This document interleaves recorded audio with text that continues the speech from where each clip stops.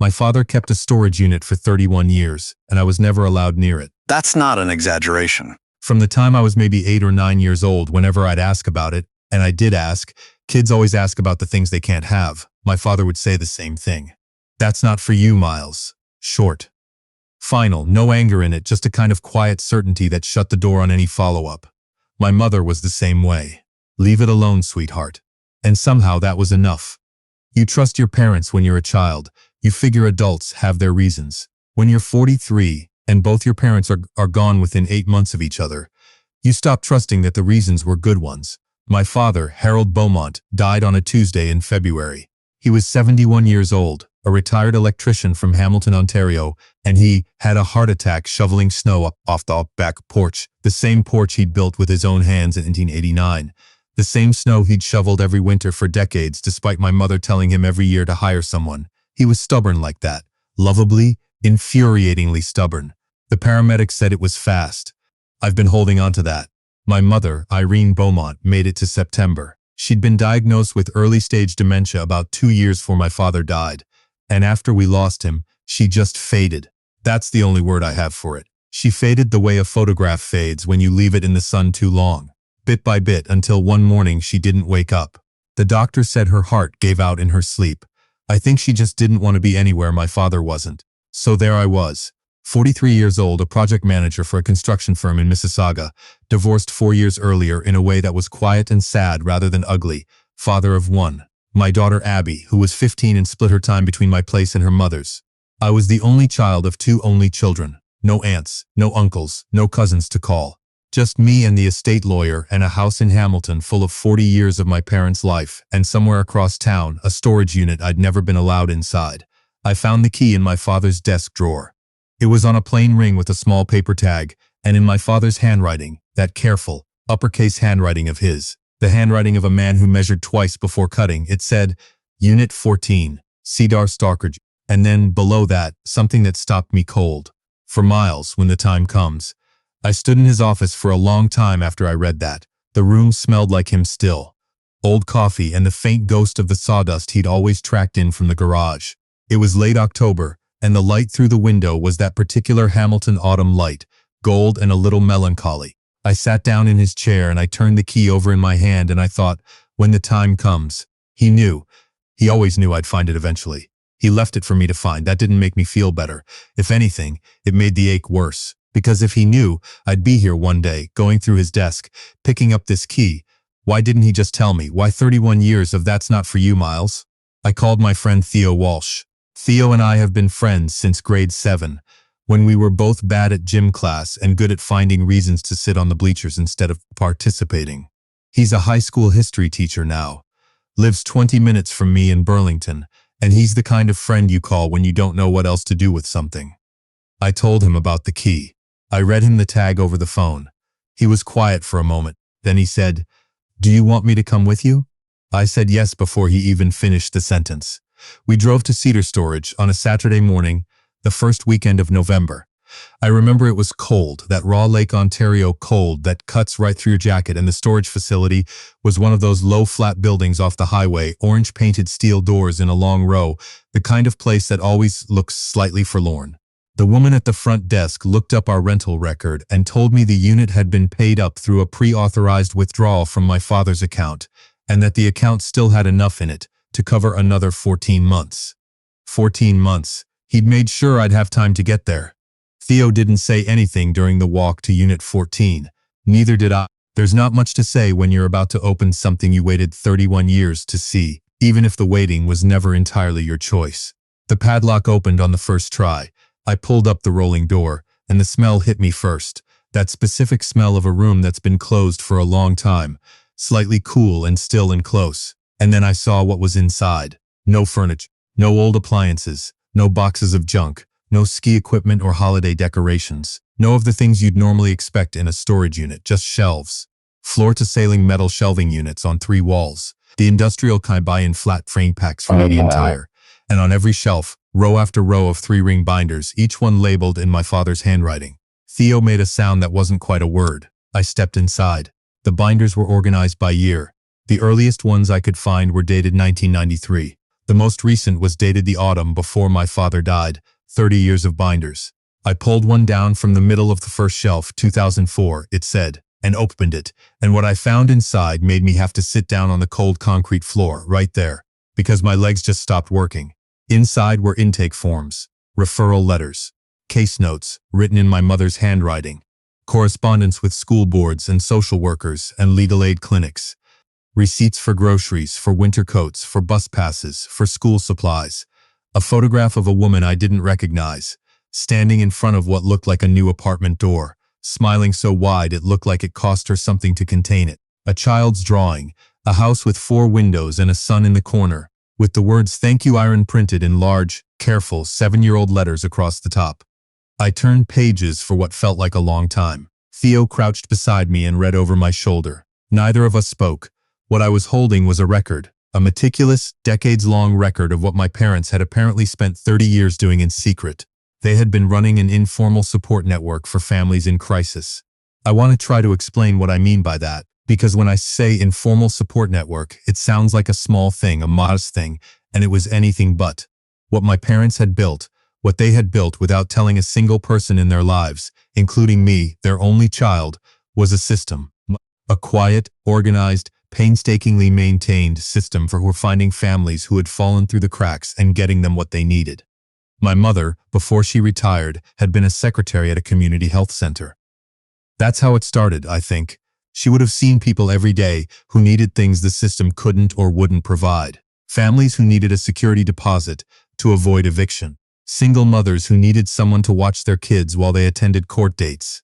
Teenagers who'd aged out of foster care with nothing. Newcomers to Canada who couldn't navigate the bureaucracy alone. And somehow, somewhere along the way, my parents had decided they were going to do something about it. The binders told the story. Early on, it was small, a few $100s here and there, connections made through the health center, my mother acting as an unofficial broker between families and whatever resources she could pull together. But it grew. Over the years, it became something more structured. There were intake notes, follow-up notes, records of outcomes. There were lists of contacts, church basements that would donate food, a dentist in Stony Creek who saw patients at no cost twice a month, a landlord on the East Mountain who'd give first and last month's rent to families my parents vouched for personally. My father's role was different, but just as essential. He was the one who showed up. The binders were full of handwritten notes in his hand. Things fixed, things built. A wheelchair ramp. A furnace that was replaced. A lock rekeyed so a woman's ex-husband couldn't get back in.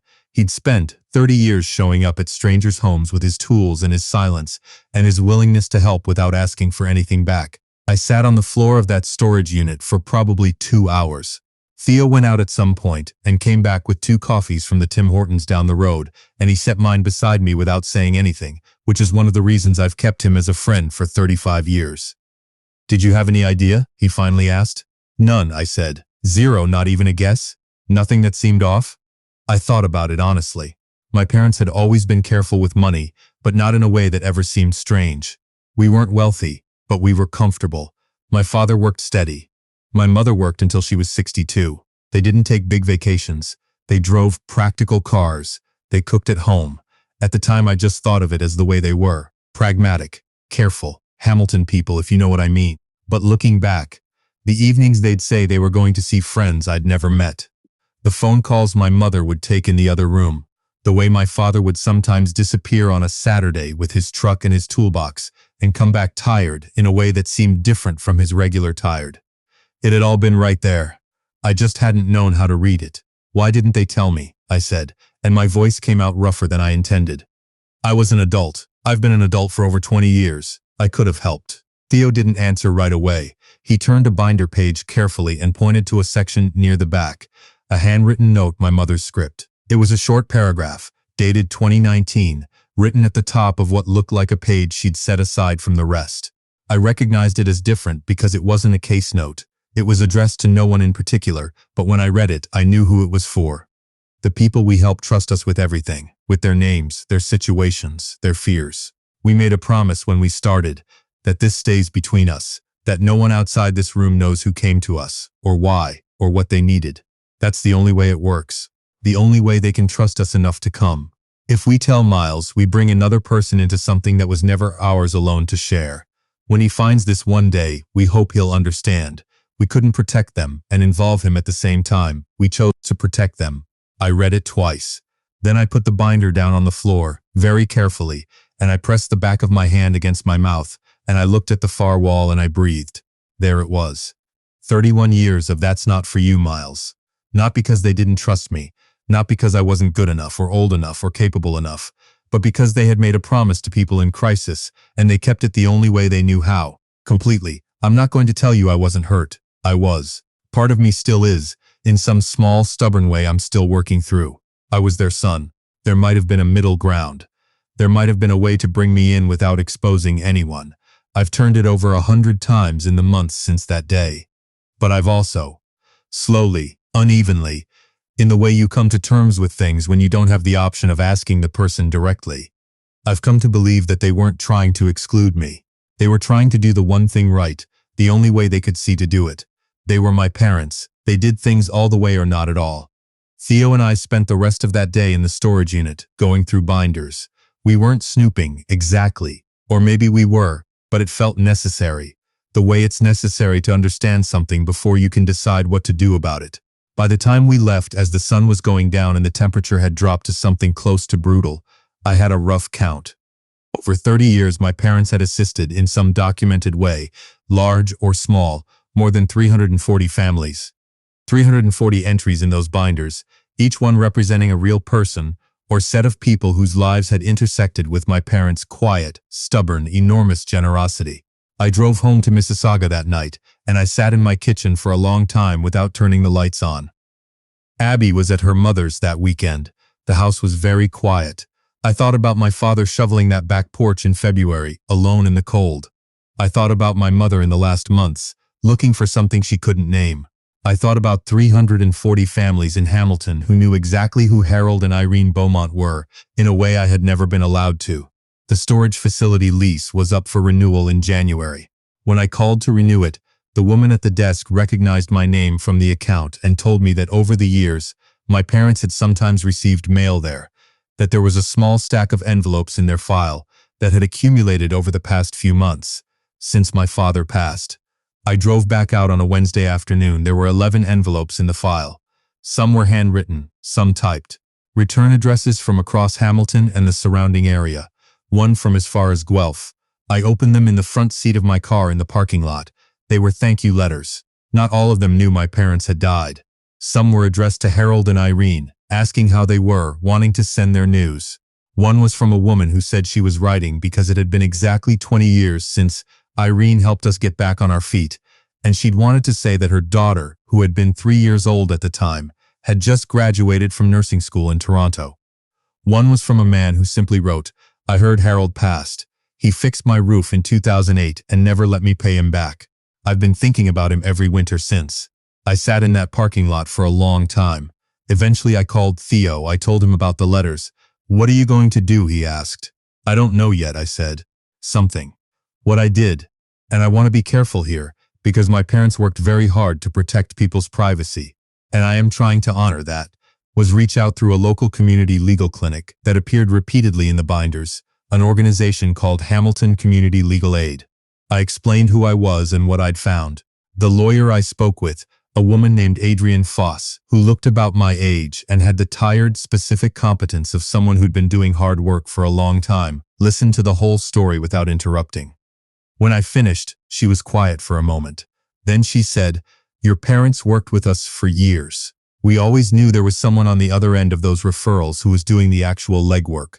We never knew it was a retired electrician and his wife running it out of a storage unit. Did you know them? I asked. By name? No, she said. That was how they wanted it.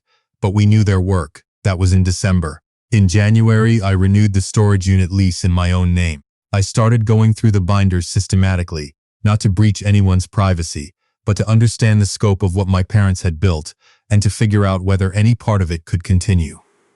What I found as I went deeper was that my parents hadn't just been helping people. They had been learning how to help people, iterating and improving over decades.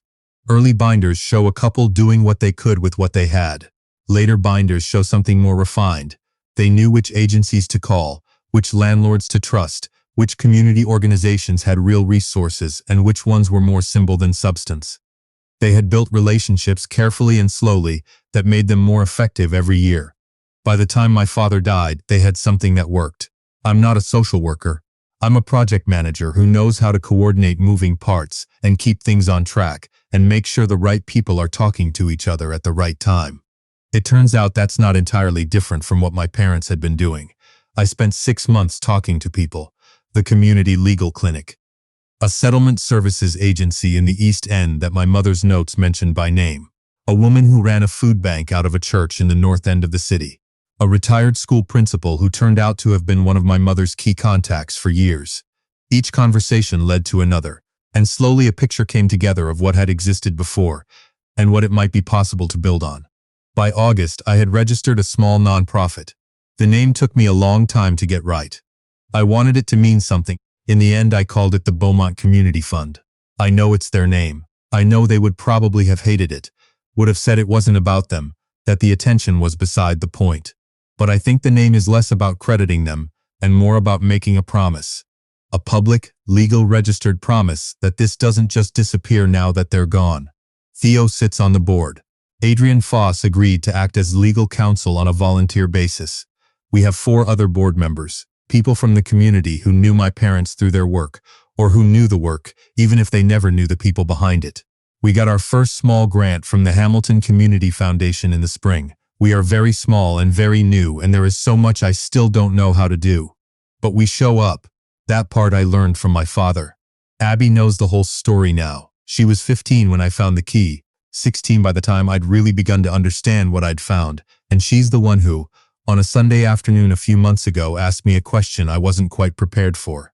We were driving back from Hamilton after an afternoon at the storage unit. She comes with me sometimes now, helps with the filing, and she was quiet for a while, watching the highway.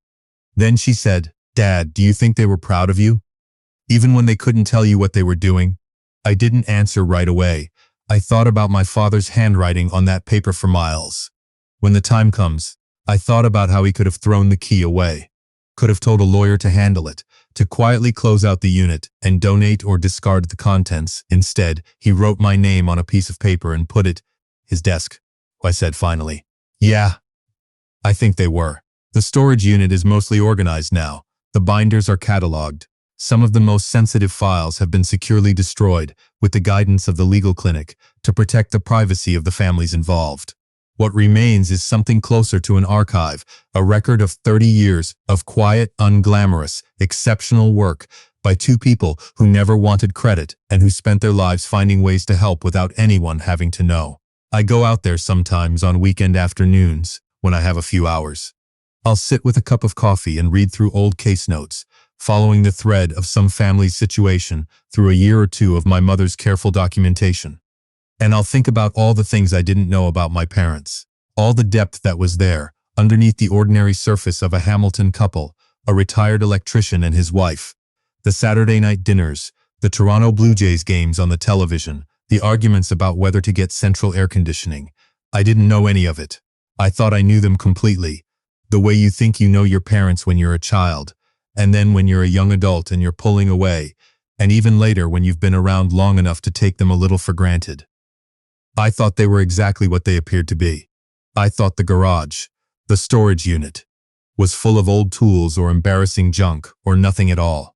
It was full of 30 years of proof that they were, quietly and persistently, and without any need for acknowledgement, exactly the people they wanted to be. I keep that child's drawing, the one from the 2004 binder, with the house and the 4 windows. And thank you, Irene, in big careful letters. It's framed in my kitchen now, next to the window that looks out over the backyard. Abby asked about it the first time she noticed it before she knew the story. I told her it was from a kid who loved her grandmother, and that was true, that was exactly true. My mother kept it in a storage unit for 20 years rather than put it on her own wall, because she didn't do this to be thanked. She did it because someone needed to. I think about that every time I walk into my kitchen. I think about what it means to do the right thing in the dark, without applause, without recognition, without even your own child knowing. I'm not sure I could do it. I'm not sure I have that kind of discipline, that kind of steadiness. But I'm trying to learn. I'm trying to learn it the way you learn most important things, slowly, and later than you should have, and from people who are no longer around to teach you directly. My name is on the door of a very small nonprofit office in Hamilton. The door wasn't there a year ago. My parents' names are not on it, but every time I unlock it, with a key that is nothing like the key I found in my father's desk, a modern key, a new key, a key that is entirely mine, I think of them.